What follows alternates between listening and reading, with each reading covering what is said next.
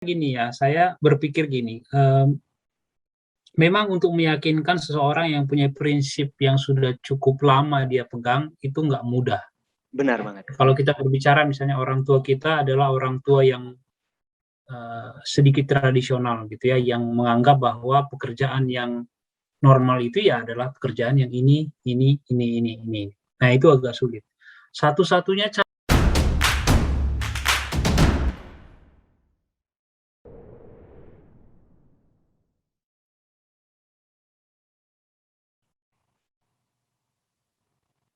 Nah, berarti tadi aku ambil kesimpulan, perlu banget ring 1 itu ya udah ya, dukungan dari keluarga kayak istri dan anak-anak gitu kan.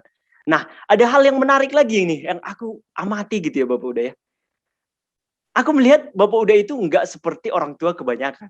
Kayak kulihat anak-anak dari Bapak Uda gitu kan, kayak mau ngedrum silahkan, mau ngapain silahkan, mau ngerjain apapun silahkan gitu. Dan itu berbeda sekali, terutama di Sidi Kalang gitu kan. Kayak misalkan, wah kita harus jadi apa, standar tertentu gitu. Bahkan aku mengalami sendiri gitu, bahwa tekanan atau pressure dari sosial itu sendiri bisa mempengaruhi psikologis anak-anak muda kayak kami sendiri ini. Dan aku melihat kayak, wah keren banget deh, menarik, kok berbeda sendiri. Gimana cara pandang Uda terhadap hal-hal tersebut? Mungkin ada orang-orang di luar sana yang mengalami hal tersebut dan nggak bisa keluar. Banyak loh Uda. Maksudnya kayak, ini gimana sih? Maksudnya, kenapa Uda beda sendiri gitu dalam hal anak-anak muda gitu. Bahkan jadi, sorry to say, Uda itu kayak teman dari anak-anak Uda sendiri gitu loh. Bahkan klub bola dan lain segala macam. Wah, menarik banget ini. Gimana cara pandang Uda? iya. Mungkin kalau ini pertanyaan ditanya 20 tahun yang lalu atau 30 tahun yang lalu ke saya ya, saya akan memiliki jawaban yang hampir sama dengan orang tua saya gitu ya. Mungkin Rafael juga ngerti gitu ya, kalau di kampung kami, kalau nggak pegawai negeri itu nggak bagus. Gitu ya. Kalau bukan pegawai negeri, bukan perawat, bukan dokter, itu berarti bukan profesi yang bagus gitu. Tapi mungkin pandangan saya berubah itu pada saat saya ditugaskan ke luar negeri ya. Memang pengalaman itu bisa merubah paradigma kita. Saya spend 3 tahun di Eropa gitu ya, terus melihat bagaimana pendidikan orang di sana, bagaimana dibangun orang sesuai dengan talenta yang dia miliki. Kemudian saya juga 3 tahun di Australia gitu ya, dan melihat bagaimana pendidikan di sana tidak menonjolkan kurikulum gitu ya. Anak-anak itu akan dipacu untuk bisa mahir di bidang yang dia suka atau di mana dia pintar gitu ya. Benar. Istilahnya kalau kita ngikuti parenting itu, dia harus menjadi pemenang di dalam kehidupan. Pemenang dalam kehidupan artinya bisa mencapai potensi maksimal dari talentanya. Benar. Nah, bayangkan seorang yang suka musik, suka bermusik, disuruh harus belajar sejarah atau belajar matematika harus 100. Dia akan stres gitu ya. Benar, Bang. Bayangkan yang suka main bola, pengennya main bola, tapi dia disuruh untuk belajar biologi, belajar kimia gitu, dia nggak akan bisa maksimal gitu.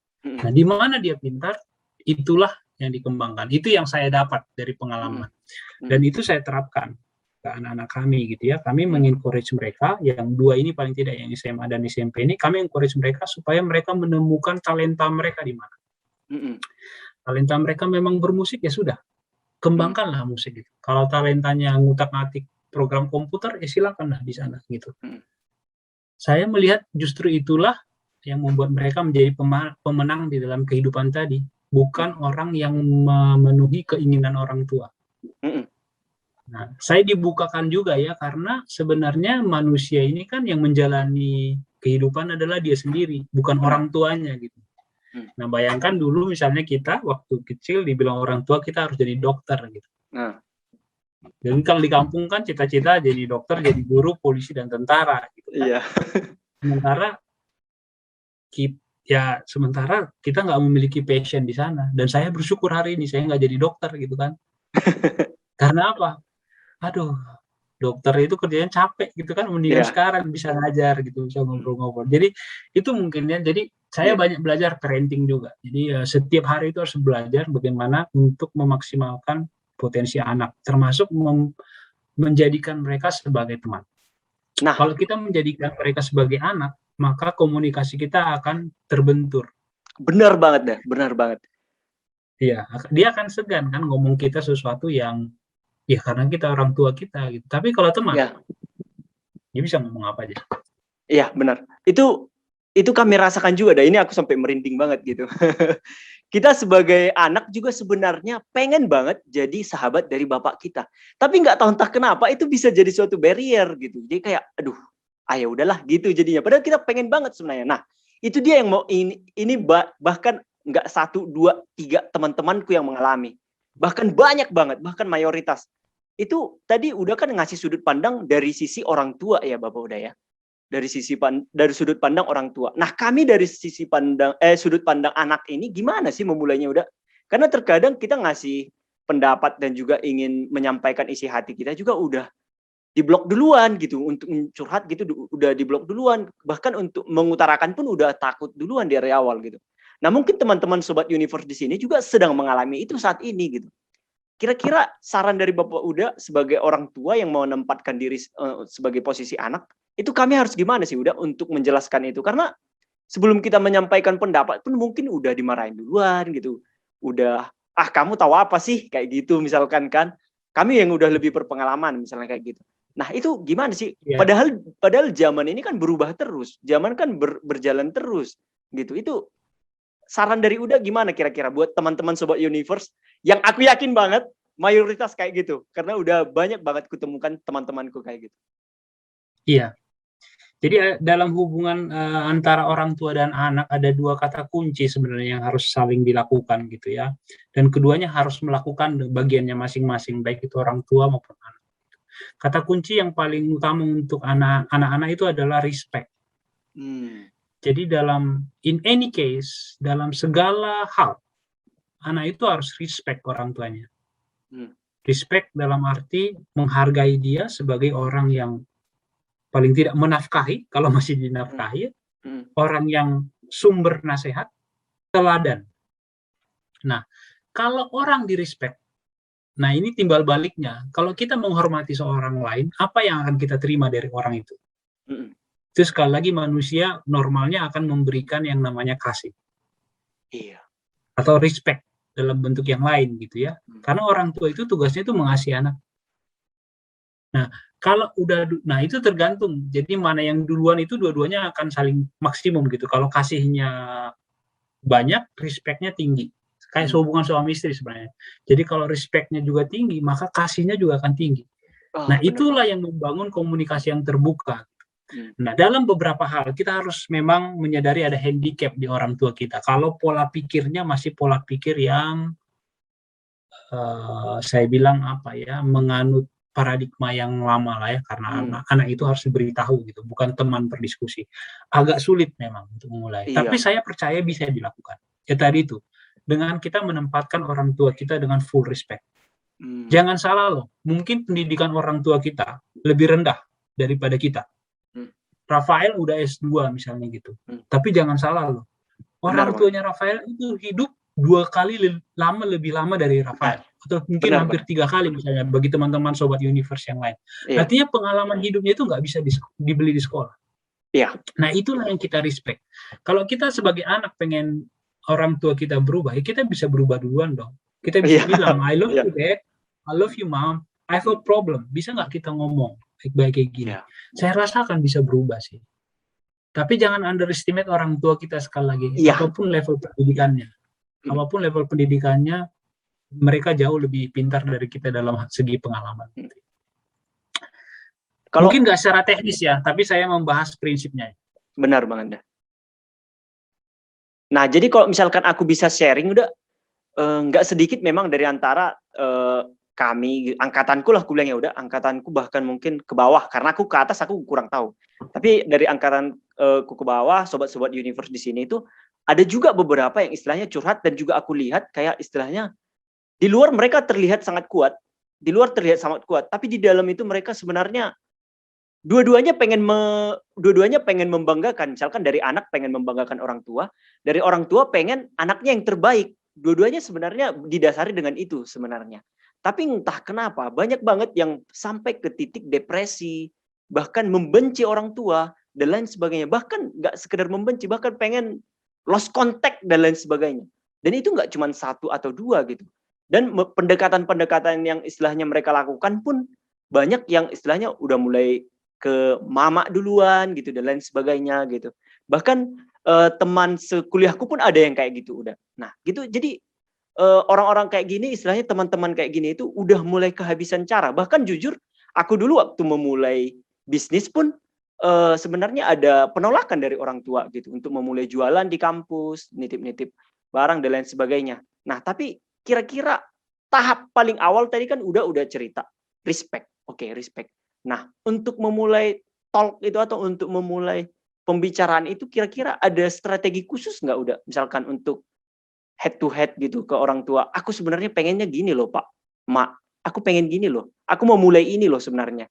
Walaupun sebenarnya terkesan jelek gitu di society kita saat ini. Apalagi mungkin di daerah-daerah. Kalau yang di kota mungkin kan istilahnya teman-teman itu udah pada orang tuanya mungkin udah pada melihat orang yang lain yang ternyata seperti itu bisa berhasil loh. Ternyata gamers bisa hidup loh. Ternyata streaming YouTube bisa hidup loh. Ternyata seperti ini dan lain sebagainya. Seiring dengan perkembangan zaman. Nah, setelah respect itu aplikatifnya apa sih? Udah maksudnya memulainya nih bingung kita udah. Memulainya untuk berbicara dan lain sebagainya gitu. Karena kita nggak pengen ada penyesalan sih sebenarnya gitu. Iya. Saya merasa gini ya, saya berpikir gini, memang untuk meyakinkan seseorang yang punya prinsip yang sudah cukup lama dia pegang, itu nggak mudah. Benar banget. Kalau kita berbicara misalnya orang tua kita adalah orang tua yang sedikit tradisional gitu ya, yang menganggap bahwa pekerjaan yang normal itu ya adalah pekerjaan yang ini. Nah, itu agak sulit. Satu-satunya cara kalau menurut aku untuk meyakinkan mereka adalah dengan memberikan bukti. Apa udah? Gitu ya, dengan memberikan bukti. Oh iya. Bukti. Bukti. Contoh saya mau kasih lah misalnya gamers gitu ya. Apakah profesi gamers itu sekarang bisa kita andalkan? Gitu ya. Ya lakukanlah sesuai dengan perimeternya kita kalau kita bisa membuktikan bahwa kita hidup lebih baik dengan profesi yang kita dapatkan hari ini. Tunjukkanlah kalau gamers itu juga merupakan satu prestasi gitu. Itu yang akan membuka wawasan mereka. Oh ya ternyata ya bisa juga. Iya ya. Saya pernah cerita gini ya, saya pernah cerita zaman kecil lah ya. Dulu saya suka banget main bola ya. Suka banget main bola. Nabung sampai 3.000 rupiah tahun berapa itu, tahun sekitar 80-an lah ya, 80-an, late 80. Nah 3.000 itu saya beli bola. Saya beli bola dari karet, pokoknya udah disayang-sayang. Terus mama saya datang dengan membawa pisau. Dan sama. Kejadiannya mirip-mirip ya, mungkin ya. Sama persis. Dibelah. Apa yang kata mama saya dulu? Katanya adalah, ya manusia itu nggak bisa hidup dari bola. Olahragawan itu nggak bisa hidup gitu. Itu bukan profesi. Belajar gitu kan. Hari ini kalau kita melihat siapa olahragawan terkaya di dunia hari ini? Messi, Ronaldo. Ronaldo dan Messi main bola. Dia ngalahin semuanya olahragawan.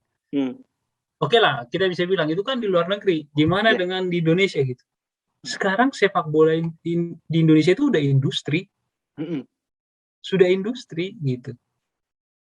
Nah, di situ yang membuat bukti-bukti itu sebenarnya yang bisa kita kasih sebagai justifikasi ke orang tua kita. Lihat loh ini bisa berhasil. Lihat loh ini bisa berhasil. Lihat loh dengan ini kehidupanku lebih baik. Kehidupanku lebih baik itu bukan berarti hanya duit saja ya. Bisa dari segi karakter kita, bisa dari pola kita berbicara. Karena profesi kita itu kan membentuk kita menjadi lebih dewasa. Saya pikir itu ya yang paling efektif kita lakukan. Selain respect tadi ya, ngasih bukti. Sodorkanlah bukti-bukti kecil demi kecil. Misalnya kita memulai usaha online. Usaha online gitu ya. Ya tunjukinlah kalau misalnya online kita itu bisa memberikan kita kehidupan. Benar banget ya.